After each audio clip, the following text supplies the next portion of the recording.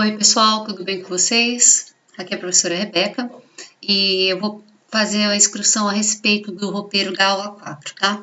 A aula 4, ela começa na página 68. Vocês devem fazer, então, a atividade 2, né?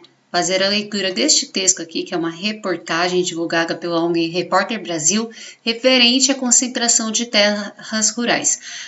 Esse texto chama Concentração de Terra na Mão de Poucos Custa Caro ao Brasil. Vocês devem fazer a leitura deste texto e aí deverão responder as questões A e questão B. Não esqueça de, quando eu estiver respondendo a questão A e B, utilizar os dados que estão sendo apresentados no texto para justificar as suas respostas, tá? Então, por exemplo, na questão A reportagem traz um panorama de concentração de terras rurais no Brasil. Aponte ideias favoráveis e contrárias à existência de latifúndio no Brasil. Lembrando que o latifúndio são aquelas grandes concentrações de terra, tá? Letra B. De acordo com o texto, cerca de 3% do total das propriedades rurais do país são latifúndios, ou seja, tem mais de 1.000 hectares e ocupam aí mais da metade, né, 56,7% das terras agricultáveis, que podem ser utilizadas aí para plantio. Em outras palavras, a área ocupada pelos estados de São Paulo e Paraná juntos está na mão dos 300 maiores proprietários rurais, enquanto 4,8 milhões de famílias estão à espera de chão para plantar.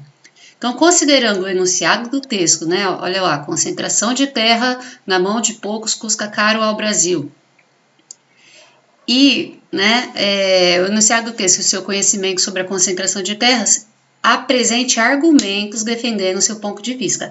Ou seja, na questão B, você pode usar os dados que tem no texto para se posicionar a favor da concentração de terras aí nos latifúndios, ou contra essa concentração na mão de poucas pessoas e uma distribuição aí de terras, né, no caso para agricultura familiar, agricultura de subsistência. Então você precisa se posicionar, tomar um partido aí e argumentar defendendo aí o seu ponto de vista. Lembrando que os dois posicionamentos são válidos, tá? Desde que você argumente e construa um argumento coerente.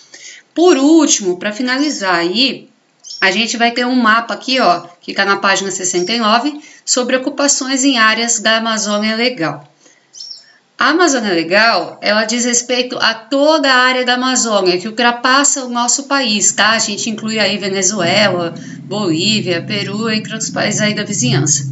E aí, se atentem a ler a legenda, tá? O que é a Amazônia Internacional aqui, ó, tá em verde, os assentamentos rurais em vermelho, a hidrografia que é por onde passam os rios, né?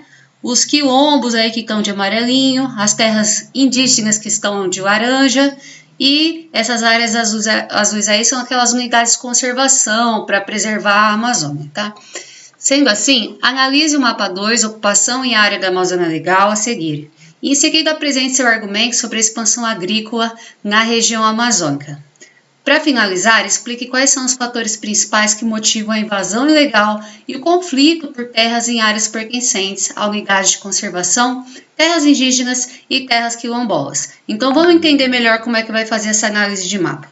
Primeiramente, nós temos que verificar aqui no mapa quais são as áreas que estão sendo conservadas e quais são as áreas que estão sendo exploradas aí, tá certo? Porque tudo que for assentamento rural são pequenos minifúndios que estão crescendo aí até se tornar latifúndios, e percebam se eles estão próximos de terras indígenas, se eles estão próximos aí de assentamentos quilombolas ou de unidades de conservação, né? E a quantidade também, tá, pessoal? Na hora de analisar o mapa, tem que ver se, né, é uma quantidade expressiva de assentamentos, porque esses assentamentos representam desmatamento, né, da mata original aí, que é a Amazônia, que é o pulmão do mundo. Olha só, então é um assunto que está em alta internacionalmente, atrai e afasta investidores aí para melhorar a economia do Brasil, né? Tem a ver com o clima, é uma questão muito relevante a gente analisar isso. Então, para finalizar aí quais são os principais fatores que motivam a invasão ilegal e o conflito, nós temos que pensar, né? Por que alguém quer invadir uma terra? Qual é o objetivo?